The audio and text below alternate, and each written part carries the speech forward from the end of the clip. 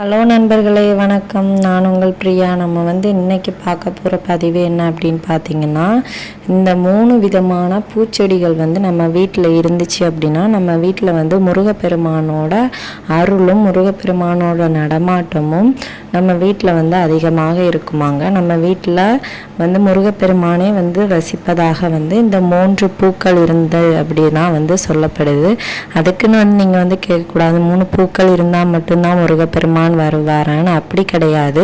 முருகப்பெருமானை ஈர்க்கிறதுக்காக ஒரு சில வாசங்களும் உண்டு. அந்த வாசத்திற்குரிய இந்த பூக்கள் உங்கள் வீட்டில் இருந்தது அப்படின்னா முருகப்பெருமானை வெகு விரைவாக நம்மளால் நம்ம வீட்டுக்கு அழைக்க முடியும். ஸோ அதுக்காக தான் நம்ம இந்த பதிவை பார்க்கலான்னு இருக்கோம்.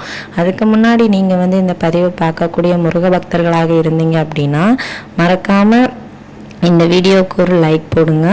நம்ம கமெண்ட் பாக்ஸில் ஓம் சரவணபவான்னு சொல்லிட்டு ஒரு கமெண்ட் போஸ்ட் பண்ணுங்கள். எவ்வளோ முருக பக்தர்கள் நம்மளோட வீடியோக்களை பார்க்குறீங்கன்னு நானும் தெரிஞ்சுக்கொள்வேன். ஸோ நம்ம இப்போ பதிவுக்குள்ளே போகலாம். ஸோ நம்மளோட முருகப்பெருமானை பற்றி உங்கள் எல்லாருக்குமே தெரியும். அவர் ஒரு சின்ன ஞானப்பழத்துக்காகத்தான் அவங்க அப்பாக்கிட்டேயும் அம்மாக்கிட்டேயும் சண்டை போட்டுட்டு அவர் தனக்குன்னு ஒரு நாடு, தனக்குன்னு ஒரு உலகத்தை உருவாக்க போகிறேன்னு சொல்லிட்டு அங்கேருந்து கோபமாக கிளம்புவார்.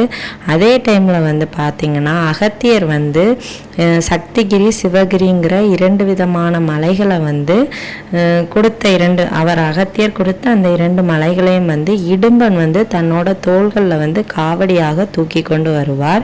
இந்த சக்திகிரி சிவகிரி மலைகளை பார்த்தீங்கன்னா அப்போ இடும்பனுக்கு கொஞ்சம் அவருக்கு கொஞ்சம் ஓய்வெடுக்கணும்னு இருந்தனால அந்த மலைக்காவடியை அவர் பழனியில் இறக்கி வைக்கிறாரு. இந்த சக்திகிரி சிவகிரிங்கிற மலைகளை இறக்கி வச்சுட்டு அவர் ஓய்வெடுத்துட்டு இருக்கிற அந்த நேரத்தில் நம்ம முருகன் கைலாயத்திலேருந்து அவர் கோச்சிக்கிட்டு வந்துட்டுருக்கிறார்.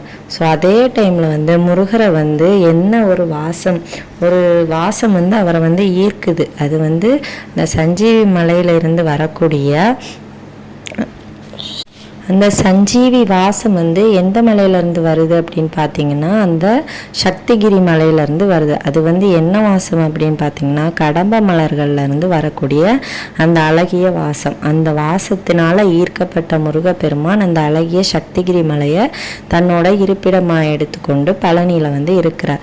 ஸோ இந்த கடம்ப மலர் முருகப்பெருமானை ஈர்க்கக்கூடிய அவருக்கு மிகவும் பிடித்தமான ஒரு மலர். அதனால தான் இந்த மலர் நம்ம வீட்டில் வச்சுட்டு வந்தோம் அப்படின்னா கண்டிப்பாக நம்ம வீட்டில் ஒரு செல்வ செழிப்பாகவும் இருக்கும், வீட்டில் ஒற்றுமையும் இருக்கும். அதே மாதிரி நீங்கள் மிகப்பெரிய முருக பக்தர்களாக இருந்தீங்க அப்படின்னா கண்டிப்பாக உங்கள் வீட்டில் இந்த பூச்செடியை வளர்த்து பாருங்கள். முருகனோட அருளும் அவரோட நடமாட்டமும் உங்கள் வீட்டில் இருக்கிறத உங்களால் உணர முடியும். அந்த பூக்களிலிருந்து வரக்கூடிய வாசம் முருகப்பெருமானை நம்ம வீட்டுக்கு ஈர்த்து கொண்டு வரும் அப்படின்னும் புராணங்கள்லாம் சொல்லப்பட்டிருக்கு. இந்த கடம்ப மலர் பார்த்திங்கன்னா நம்மளோட முருகப்பெருமானுக்கும் இந்த கடம்ப மலருக்கும் உள்ள அந்த தொடர்பை சங்க பாடல்கள் நிறைய சொல்லியிருக்காங்க. அது நீங்கள் இப்போ எடுத்துக்காட்டாக பார்த்தீங்கன்னா கடம்பமர் நெடுவேல் அப்படிங்கிறது பெரும்பானாற்று படையிலையும் கடம்பின் சீர்மிகு நெடுவேல் அப்படின்னு மதுரை காஞ்சிலையும் இந்த முருகப்பெருமானுக்கும் அந்த கடம்ப மலருக்கும் உள்ள தொடர்பை அழகாக சொல்லியிருப்பாங்க. விசேஷ நாள்களில் பார்த்தீங்கன்னா கடம்ப மலர்களால் செய்யப்பட்ட மாலையை தான் முருகப்பெருமானுக்கு அணிவாங்கலாம். உங்கள் வீட்லேயும் இந்த கடம்ப மலர்கள் இருந்தது அப்படின்னா நீங்களும் கண்டிப்பாக இந்த மலர்களை மாலையாக கோர்த்து முருகப்பெருமானுக்கு அணிவிக்கலாம். அதே மாதிரி பார்த்தீங்கன்னா இந்த கடம்ப மலர்களை முருகப்பெருமானுக்கு உரித்தான மலர்கள்னு அகநானூறு புறநானூறு சங்க இலக்கியங்கள்லையும் சொல்லப்பட்டிருப்பதாக சொல்லப்படுது. நீங்கள் இந்த கடம்ப மலர்களை உங்கள் வீட்டில் வளர்த்துட்டு அதுலேருந்து ஒரு பூ கிடைச்சாலும் போதும், ரொம்பவும் விசேஷம். அதில் வெள்ளை நிற பூ முருகப்பெருமானுக்கு மிகவும் பிடித்த மலர். அதுக்கப்புறமா வேறு 2வது பூ செடி என்ன அப்படின்னு பார்த்தீங்கன்னா இந்த நம்ம வந்து அந்த தித்திப்பூன்னு சொல்லுவாங்க, ஒரு சில பேர் ஊரில் வந்து இட்லி பூ அப்படின்னு சொல்லுவாங்க. இந்த பூ வந்து எதை குறிக்குது அப்படின்னு பார்த்தீங்கன்னா, இது வந்து வெற்றியை குறிக்கக்கூடிய மலர். இந்த வெற்றியை குறிக்கக்கூடிய மலர் வந்து முருகப்பெருமானுக்கு மிகவும் பிடித்தது. அதே மாதிரி வந்து இந்த பூ வந்து மகாலட்சுமி தாயாருக்கும் உகந்ததாக வந்து சொல்லப்படுது. இந்த பூக்கள் வந்து நம்ம வீட்டில் வந்து வளர்த்துட்டு வந்தோம் அப்படின்னா, நம்ம வீட்டில் எந்த செயல்களில் வந்து நம்ம வந்து ஒரு சிறப்பான செயல்களை நம்ம வந்து செய்யும்போது கட்டாயமாக அதில் வந்து நம்மளுக்கு வந்து வெற்றி கிடைக்கும் அப்படின்னும் வந்து சொல்லப்படுது. ஸோ வெற்றியை பறைசாற்ற விதமாக இந்த மலர் வந்து நம்ம என்ன சொல்கிறது, நம்மளோட கந்தசஷ்டி கவசத்திலே வந்து சொல்லியிருப்பாங்க. நம்ம வந்து முதல்ல வந்து சொல்லியிருந்த கடம்ப மலருக்கு வந்து இன்னொரு சிறப்பும் இருக்குது. முருகப்பெருமான் இருக்கக்கூடிய அந்த பழனி மலையில் வந்து இந்த கடம்ப மலர்கள் வந்து நிறைய இருக்குன்னு நான் சொல்லியிருந்தேன். அதே பழனி மலையில் வந்து சித்திரை மாதத்தில் வந்து அக்னி நட்சத்திர டைமில் இந்த கடம்ப மலர்கள் வந்து அதிகப்படியாக வந்து பூக்களை வந்து கொடுக்குமா.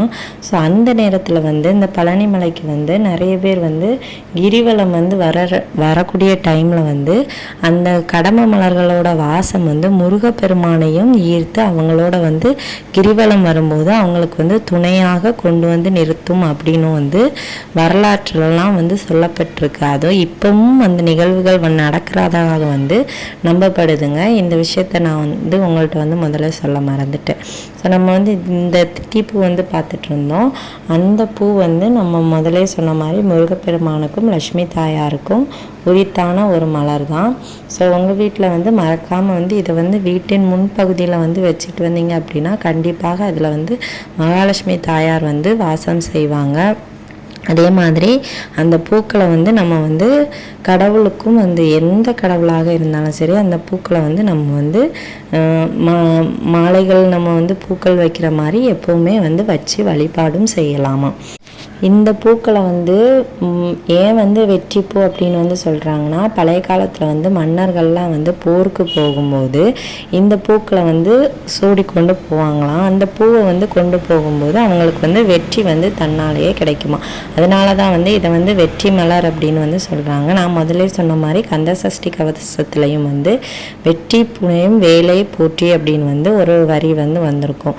அது வந்து இந்த பூக்களை வந்து குறிக்கக்கூடியது தான். ஸோ இந்த பூ வந்து எந்த வீட்டிலலாம் இருக்கும் அந்த வீட்டில் வந்து கண்டிப்பாக எல்லா செயல்களிலும் வந்து வெற்றிகள் கிடைக்கும் அப்படிங்கிறது வந்து சொல்லப்பட்டு வருது. மூன்றாவதாக பார்க்கக்கூடிய மலர் என்ன அப்படின்னு பார்த்தீங்கன்னா பன்னீர் ரோஜா. இந்த பன்னீர் ரோஜாவோட வாசமும் வந்து முருகப்பெருமானுக்கு மிகவும் பிடித்தது.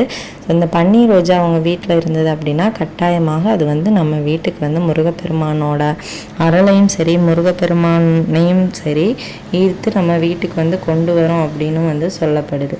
ஸோ உங்கள் வீட்டில் இந்த 3 பூச்செடியில் வந்து எந்த பூச்செடி இருக்குது அப்படின்னு சொல்லிட்டு நம்மளோட கமெண்ட் பாக்ஸில் வந்து கமெண்ட் பண்ணுங்கள். நாங்களும் வந்து பார்த்து தெரிஞ்சுக்கிறோம். ஸோ வந்து இந்த பதிவு வந்து உங்களுக்கு வந்து உபயோகமாக இருக்கும்னு நான் நினைக்கிறேன். உபயோகமாக இருந்துச்சு அப்படின்னா மறக்காமல் லைக் பண்ணுங்கள், ஷேர் பண்ணுங்கள். நம் சொந்த கடவுளாகிய கந்த கடவுள் நம் அனைவரையுமே காப்பாற்றுவார். இந்த வீடியோவின் முழு பதிவை பார்த்ததற்கு